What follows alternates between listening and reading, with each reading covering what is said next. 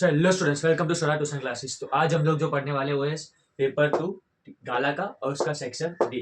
तो 46 और 47 यानी कि जो पहले दो सम है वो थियरम है, तो उसको आप बुक में से रीड कर सकते हो। अभी हम जाते हैं 48 नंबर के सम पे, जो है चैप्टर नंबर 4 का। सॉरी 49 नंबर के सम पे जाते हैं, जो है चैप्टर नंबर 4 का। तो उसमें लिखा गया है कि कोई भी दो ऐसे नंबर, तो सबसे पहले तो दो नंबर को गेस करते हैं। पहला नंबर अपने मान लेते हैं एक्स है और दूसरा नंबर अपने मान लेते हैं x+1 है। उस दो नंबर को जब प्लस करेंगे यानी कि x और x+1 और साथ में उसका स्क्वायर भी करेंगे यानी कि x का स्क्वायर और इसका स्क्वायर, तो हमारा आंसर आना चाहिए 365। ठीक है, तो ये अपना हो गया क्वेश्चन। अपने अब जाते हैं सॉल्यूशन पे। तो सबसे पहले x का स्क्वायर यानी कितना होगा, x स्क्वायर ही होगा।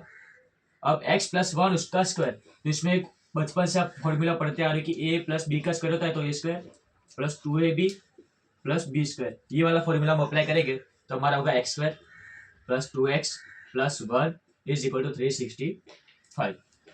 ठीक है, अब x स्क्वायर कितनी बार है, दो बार, तो हम लिख देंगे 2x का स्क्वायर, इधर आएगा 2x। ठीक है, और 360 पे प्लस में इस साइड जाएगा तो हो जाएगा माइनस में यानी कि 365, और इधर हो जाएगा अपना 0। तो कितना होगा अभी 2x² plus 2x plus 364 is equal to 0। ठीक है, तो यहाँ तक आप समझ गए। अब सब में देख सकते हो कॉमन चीज है कि सबको डिवाइड करके सबके सब जो नंबर है ना 2 से डिवाइड हो सकते हैं। तो सबको 2 से डिवाइड करेंगे यानी कि 2 को हम लोग ले लेंगे कॉमन, तो हमारा आंसर बचेगा x² plus x plus 182 is equal to 0। ठीक है, तो अब हमारा क्या बचा x² plus x plus 182 is equal to 0। तो इसके बाद हम लोग जो है वो यूज करेंगे फैक्टराइजेशन की मेथड, जो सेकंड चैप्टर के अंदर आप पढ़ चुके हो। तो फैक्टराइजेशन की मेथड अगर आपको ना आती हो तो और एक वीडियो में आप कमेंट करना, हम आपके लिए और एक वीडियो बना देंगे जिसमें फैक्टराइजेशन की मेथड सिखा देंगे। ठीक है, लेकिन इसमें डायरेक्टली हम लोग जाते हैं आंसर पे। तो x²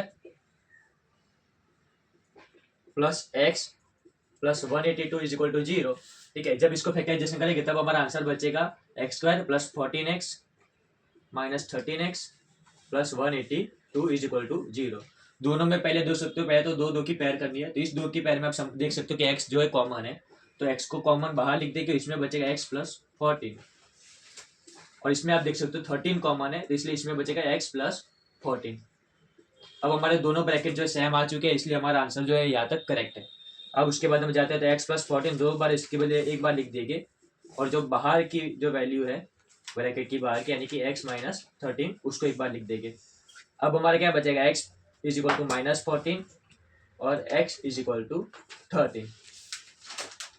ये हमारे दो आंसर आ गए। आप लोग जानते हो कि कभी भी स्क्वायर जो होगा वो ब्रैकेट में होगा नहीं, इसमें हमको स्क्वायर पूछा यानी कि माइनस में होगा नहीं, यानी कि x माइनस 14 हमारा आंसर होगा नहीं, हमारा आंसर क्या होगा x plus 13, x is equal to 13। ठीक है, ये हमारा हो गया पहला नंबर।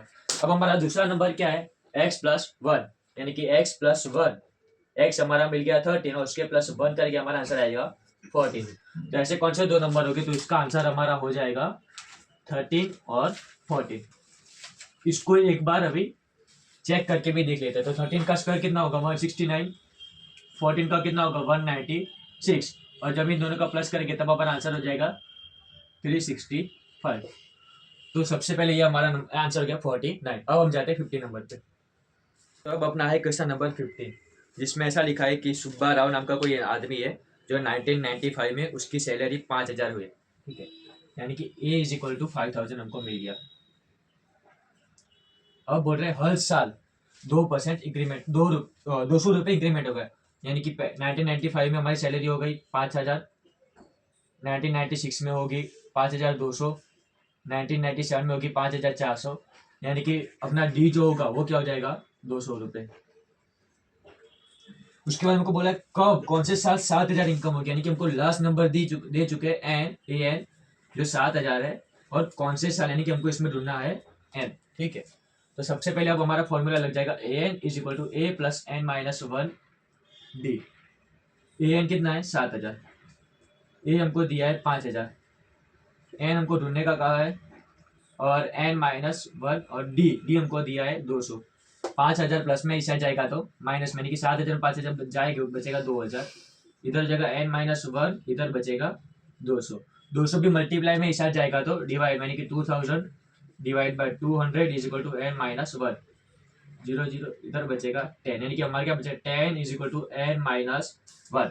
10 प्लस में इससे जाएगा तो सॉरी -1 प्लस में इससे जाएगा तो माइनस में, यानी कि हमारा हो जाएगा 10 प्लस 1 यानी कि n इज इक्वल टू 11। कितने साल बाद? 11 साल के बाद। अभी साल कौन सा चल रहा है? 1995। उसको हम लोग प्लस करते हैं 11 साल, यानी कि हमारा 6 10 10 और 2, यानी कि 2006 के अंदर, ठीक है, 2006 के अंदर उसकी सैलरी कितनी हो जाएगी? 7,000 हो जाएगी। ठीक है, ये हमारा हो गया चैप्टर नंबर 5 का क्वेश्चन। क्वेश्चन नंबर 15 जो है चैप्टर नंबर 13 का स्टेटिस्टिक का। ठीक है, उसमें हमको ये वेट दिया हुआ है, नंबर ऑफ स्टूडेंट दिए, हमको उसमें कहा है मीडियन ढूंढने का। मीडियन ढूंढना है, इसलिए सीएफ हम लोगों ने ऑलरेडी ढूंढ के रखा है। मीडियन का फॉर्मूला क्या है? Plus n divide by 2 minus CF divide by F into H. अगर आपको सीएफ ना पता हो कैसे ढूंढते हैं तो बता देता हूँ। पहले तो 2 और 2 का हमेशा सबसे पहला नंबर सेव रहेगा, 2 इधर 2 लिखेंगे। अब है 3 तो 3 प्लस 2 को प्लस करो, कितना होगा? 5। अब है 8 तो 8 प्लस 5 को करो 13। ठीक है, ऐसे हमारा पूरा सीएफ निकलता जाएगा। लेकिन इसमें ध्यान रखने वाली बात है कि सीएफ का जो लास्ट नंबर है ना, वो हमेशा नंबर ऑफ फ्रीक्वेंसी के लास्ट टोटल से मैच करना चाहिए। ठीक है, यानी कि इधर 13 है तो इधर भी 13 होना चाहिए। अब हम लोग देख लेते हैं n divide by 2। n divide by 2 कितना होगा अपना? 15। ठीक है, तो 15 अब कहाँ आता है? 13 के अंदर। ठीक है, 13 के बाद आएगा 15, 19 के बाद नहीं, 13 के बाद आएगा, इसी इसको मान लेंगे सी एफ। उसके एक कदम नीचे राइट लेफ्ट साइड में वो अपना हो जाएगा एफ, और सेम टू सेम वही फ्रीक्वेंसी यानी कि कौन से 55 में ये अपना हो जाएगा एल। ठीक है, अब एल अपना कितना हो गया? 55। एन डिवाइड बाई 2 कितना आएगा? 15। सी एफ कितना है अपना? 13। एफ कितना है अपना? 6 और एच अपना है 5। 15 माइनस 13 का यानी कि 2, इधर कितना बचेगा? 6, इधर कितना बचेगा? 5। और 5 टू जो 10 डिवाइड बाय 6।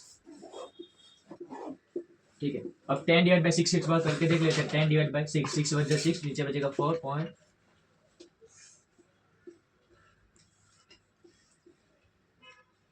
6 आगे चलता रहेगा, इसलिए हम लोग क्या लिखेंगे? 55 प्लस 1.66 और आगे चलता रहेगा, जिसके जैसे हम लोग लिख सकते हैं 55 प्लस 1.67। अगर पॉइंट के पीछे 5 के बाद की कोई नंबर और चलती रहती हो तो उसको एक नंबर बढ़ा के लिखेंगे।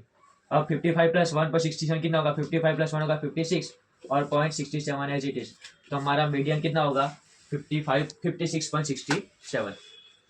तो अब हमारा क्वेश्चन नंबर 52 जिसके अंदर हमको मीन ढूंढना है। ठीक है, तो मीन के अंदर हमको नंबर ऑफ हार्ट दिए हुए है, नंबर ऑफ वुमन हमको दी हुई है। तो मीन ढूंढने के लिए हम सबसे पहले करेंगे एक्सआई। ठीक है, इसके अंदर हम छोटा फॉर्मूला यूज करेंगे, इसका formula P F I divide by F I. ठीक है, तो एक्सआई करने के लिए क्या फॉर्मूला होगा? तो 65 plus 68 divide by 2, 68 plus 71 divide by 2। तो सबसे पहले हमारा हो जाए 65 प्लस 68 डिवाइड बाय 2 हो जाए 66.5।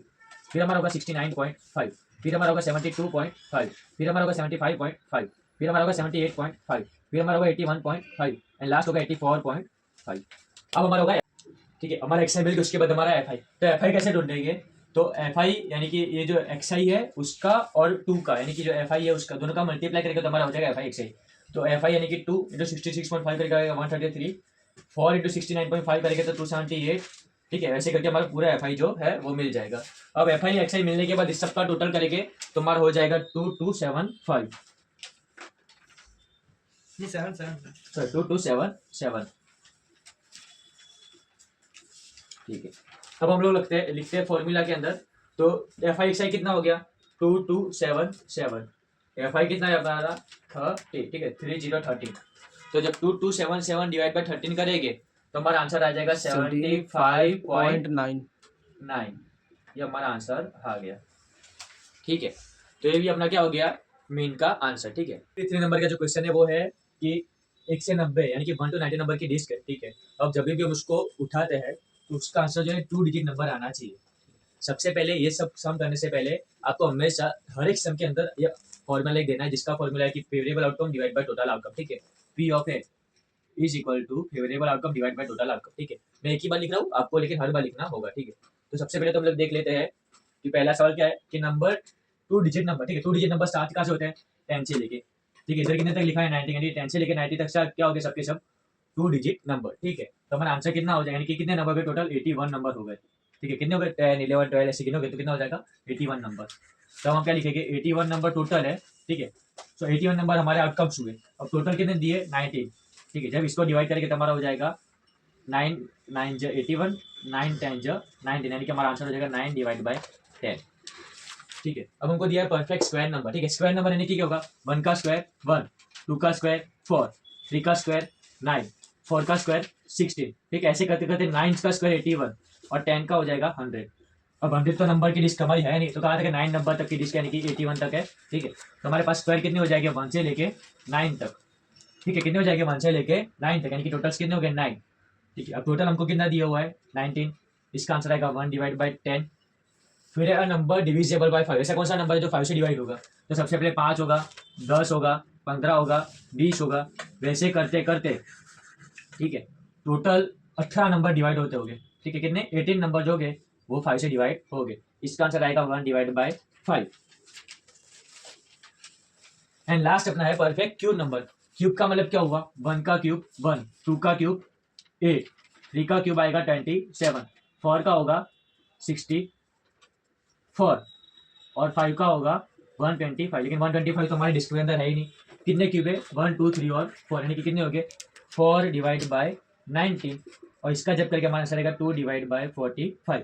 ठीक है, तो पी ऑफ यानी कि कितना हो जाएगा 9 divide by 10, P of B 1 divide by 10, P of C 1 divide by 5 और 4 डिवाइड पी ऑफ डी हो जाएगा 2 डिवाइड बाय 45। नंबर 2 का अपना लास्ट सम जो है 52 नंबर 54 नंबर का, उसमें हमको बोला हुआ है कि हमको 3 कॉइन्स को 3 बार उछालते हैं, यानी कि 3 बार उछालने का हमारा आउटकम्स हो गए वो इतने 8 आउटकम्स हो गए। ठीक है, H H H H T H H T H T T H T H T T T T H H T H T T T H. ठीक है, अब उसमें सबसे प्लस वाले एग्जैक्टली 2, यानी कि 2 ही बार हेड आने चाहिए। 2 ही बार हेड कब आ रहे, इसमें दूसरा तीसरा। ठीक है, यानी कि 3 बार ऐसा है जिसमें 2 ही बार हेड आ रहे, तो हमारा पहला से कितना होगा 3 डिवाइड बाय 8। दूसरा पूछा एट लीस्ट 2 है, यानी कि कम से कम 2 बार हेड आने चाहिए। तो इसमें तो हो गए 2। ठीक है, इसमें भी लेकिन क्या आ रहा है कम से कम बोला है। ठीक है, ऐसा नहीं बोला ज्यादा से ज्यादा, कम से कम। इसमें 2 बार तो हेड आ ही रहे, यानी हमारा हो जाएगा 4 डिवाइड बाय 8, यानी कि हो जाएगा 1 डिवाइड बाय 2।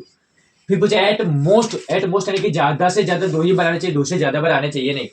ठीक है, इसमें 3 बार आने की ये गिनाएगा नहीं, इसमें 2 बार आ रहे हैं, ये 3 से कम है, ये भी 3 से कम है, इसमें भी 3 से कम है, इसमें भी 3 से कम, इसमें यानी टोटल कितनी बार है 7 डिवाइड बाय 8। ठीक है, एट मोस्ट का मतलब क्या होगा ज्यादा से ज्यादा 2 से ज्यादा बार आना नहीं चाहिए। ठीक है, इसमें एक भी बार, इसलिए ये भी गिनाएगा।